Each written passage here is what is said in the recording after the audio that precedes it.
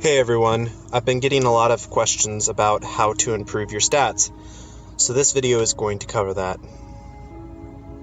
So there's many ways to improve your stats, and it's anything from your attack to your HP to your defense to damage received, a whole bunch of damage multipliers and whatnot. I mean, there's stats to improve your assist tree, there's things that improve your development. All these things come into context, and I will try and be as thorough as possible to show all of these things. I'd say the very first thing that you would look at is your gear. So this one has a huge component of how good your stats will be. So I've always said stick with the top 4. I do it in this order. I would keep your weapon at least your skill level. That means the level that you currently are. So if you look right here, this is your experience, and that's what determines what your skill level is. So if you keep that at your skill level and get it clear up to 50, you're doing great. So I'd say your weapon, your helmet, and your chest plate. And those 3 really correlate to the major troop types that are being used nowadays. So you're talking about cavalry defense, archery HP, infantry attack. So that's covering those 3. Those are the 3 major troop types that are being used right now. There is a small amount of people that use siege, but that is currently the outlier for all the troop types. Home, that's really going to focus on your cavalry attack and your HP. And then you got your armor, which, infantry defense, which is really helpful, and archery attack, that's really good if you're using the gold archer hero, and cavalry HP, which is always helpful. So those are the major ones. The greaves are just for siege, essentially. I think it does archery defense, and then you got your training buffs and troop speeds and how fast your troops move across the map. So these 2, I would say get up to 40, and then do with what you want with them after that, because really there's no reason to get them past 40 until you got everything else done. And the reason why you want to get them to 40 is because then you'll open up jewel slots. So you can put 3 jewels in your armor once you get up to level 40. Then at level 20, when you go up to blue, you'll be able to have 2. You start off with 1. You can improve your stats through military rank. And as you can see here, through each rank that you gain, you get a certain buff. Now, once you get up to a certain level, it's all dependent on where your military point ranking is. So once you get to that point, keeping your kills up are going to be the key to you gaining these extra buffs. Another thing you can do in your military rank is you can get military skills. You can learn them and use the points that you have from honor medals to buy and improve your stats. You can use this by making your stats better in the enemy kingdom, or you can do domestic and get better when you're in your kingdom. You also can buy these infantry blessings, any of the blessings, okay? And what you do is you apply them to your armor and your gear when you reset. Now, something to be very aware of is if you reset one that already has a blessing on it, it vanishes. So get all of your gear up to the level where you're not going to change it for a long time, and then do the reset, because once you change your level, it automatically resets it, and you would have to buy another blessing stone. You can do this once for each individual piece of gear. That's not always going to give you the best stats, but it's going to give you the highest chance of getting the best stats off of the resets.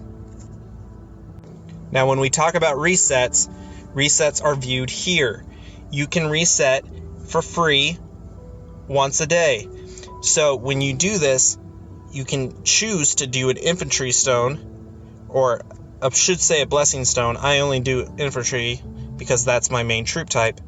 But I could do that here if I wanted to, buy a stone and apply it to here. Now, each time you do this, you're going to get something new. Now you can choose between, do I want this one or do I want that one? And you can reset multiple times over and over and over again until you find one that best suits your needs. Achievements are another way for you to gain additional stats. Everything you do in the game typically gives you some form of medal, and those medals improve your stats. So if you can see here on the overview of my medal effects, I have a plus 25% troop attack and 13% troop defense, and so on and so forth. You can gain a lot of different medals to get all these things improved. Now, unfortunately, some of this stuff is due to spending, and you can only get it up that way. But there's many of these that you can do by just plainly doing these things. Like this, for example, this one you have to spend gems. You don't have to buy them, but you do have to spend them. So you have to acquire those gems before you can get that buff. But not all of them are like this. This one is based upon the amount of troops that you've killed while inside of a rally or defending another player or building. So you can gain these medals without having to spend. You just have to be aware of what they do. So that is another way for you to be able to improve your stats. VIP, pretty obvious, but sometimes you just gotta know. VIP is huge because you have the additional HP, which is very valuable. HP is one of the biggest determiners of if you win a battle or not. It also gives you troop attack and the defense, so those are really great additional things to have. You also will be able to increase your growth rate by the additional dispatches and all the other wonderful buffs you get. So wound capacity is up by a lot, and troop HP and all the other buffs go way up. It's a huge help to have your VIP all the way up. And it does get expensive, but keep working at it and you'll eventually get there. Your research is really important. It gets really expensive, but if you get the heroes that you need up to 120 or just level them up as high as you can, it'll help with the costs and bring it down. I also suggest to always wait for a lucky day. It's not worth speeding it or doing them at a non-lucky day time. But just keep up with your research. You can look at all the research that I've done. I've kind of gone away from it just because I've been lazy and I have not been on top of my game lately. But if you want to improve, you need to improve all of this stuff up as high as you can go and really focus on that.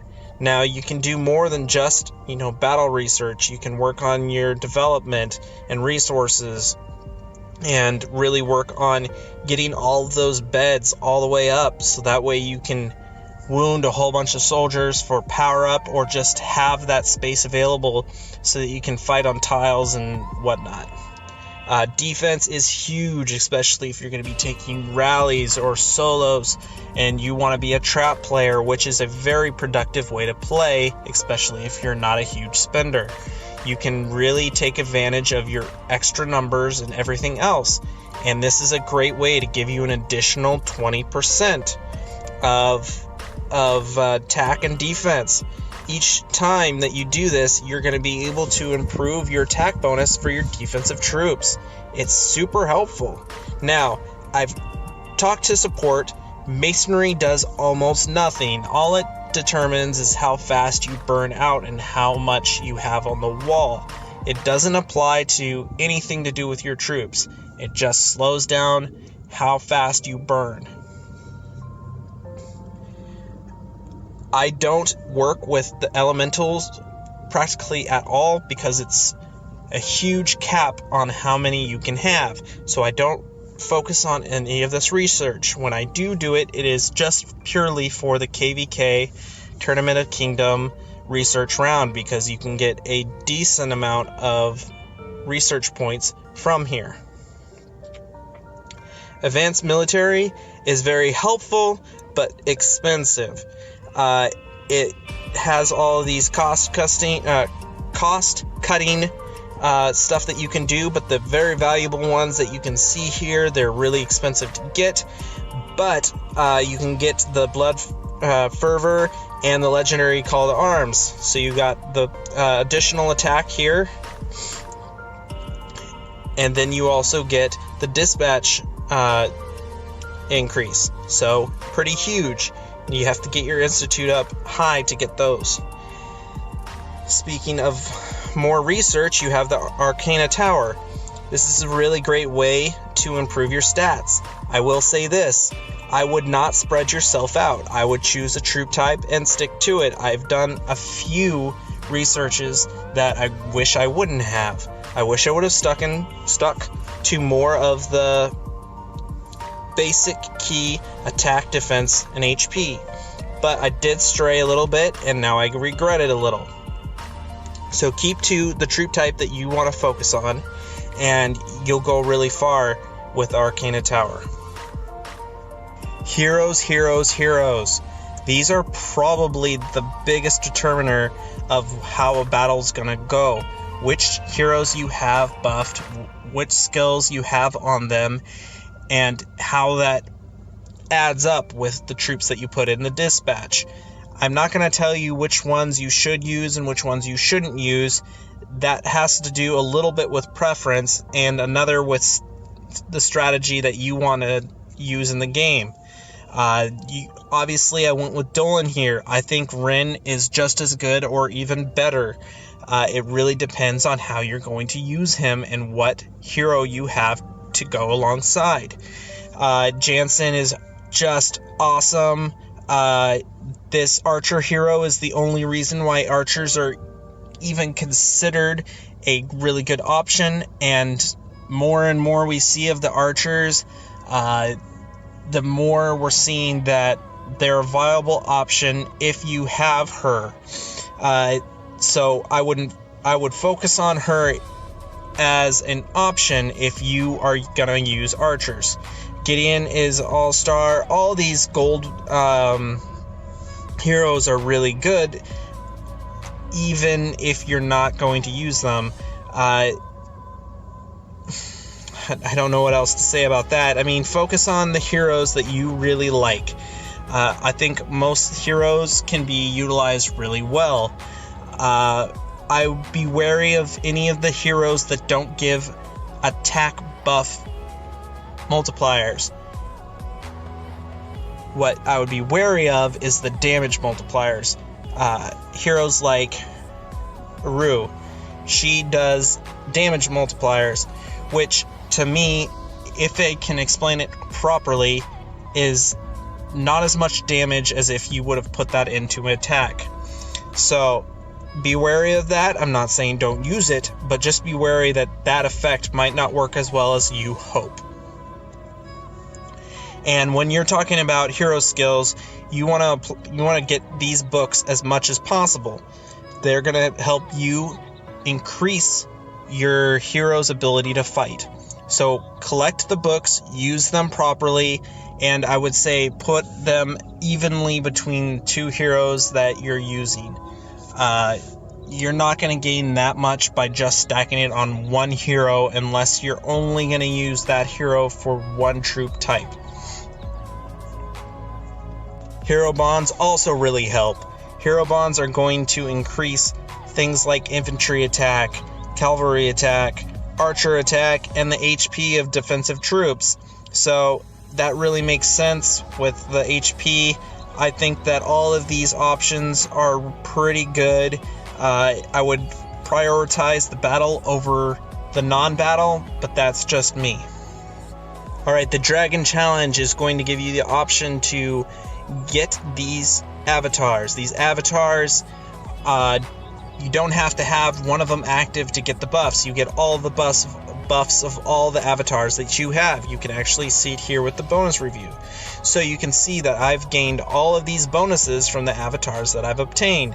So do the dragon all the way up until you get all the way, and just keep doing it every single day. They add up quite quickly and you'll be able to obtain them a lot. So I would focus with the main ones, just the ones that are going to apply to the troops that you have. I've been very wary of using this archer avatar, but because of certain aspects that have changed how I need to play, I will probably obtain her next.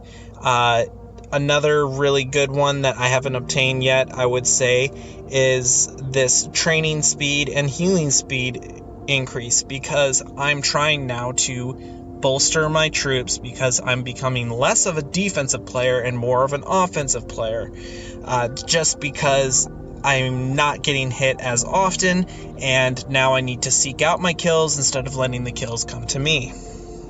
So we can't talk about stats without saying the basic attack bonus and defense bonus. There's different types of items that are going to give you different types of attacks. They have ones from giving you up to 30% attack bonuses to just a normal 20% for a certain period of time. You also can get these slaughter buffs and also shelter buffs. I don't much like the slaughter buffs, just because it's a big screw you to somebody else. But if somebody was being really, really mean and I was able to hit them hard, I might do that just to spite them. The shelter buff, though, I find is very effective, but unfortunately, I've never really used them very much because I'm kind of a pansy. There's times when I should have used the shelter buff and I didn't, just because I don't commonly use it very often. Those are good ways to increase your buffs and just increase your way of being a more productive fighter.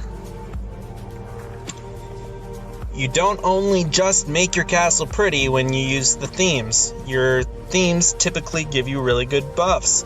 There's lots of them that have become very valuable and really good. Some of the great ones are, if it lets me, some of the Conqueror themes and Ares Castle theme, and all these ones are really good. The exclusive ones are hard to get, but you can get all of these really, if you just want to either pay money or pay attention to Facebook, or just get them in your own individual way. There's ways to get them. It typically involves money, but it can help. I will say, do not buy the 7-day ones. Not worth it. The only way I would get a 7-day one is if I'm in constant battle mode and I want to fight 7 days a week, all day, every day. This doesn't really increase your buffs, but it increases the ability of your troops. So each of these, when you go up to another legendary level, is going to give you an additional ability buff. So this one is increasing the attack by 5%. This one increases the chance of a critical strike by 3%. And this one allows me to be able to deal with infantry better.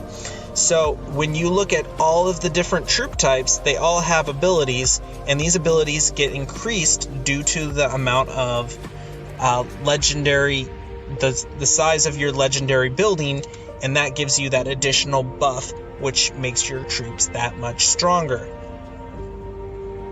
Alliance technology. Who would have known? It also increases different types of buffs, especially when it comes to fighting. I find it very, very useful and kind of take it for advantage. So if you're just starting, really push that alliance tech. That alliance tech is going to get you really far.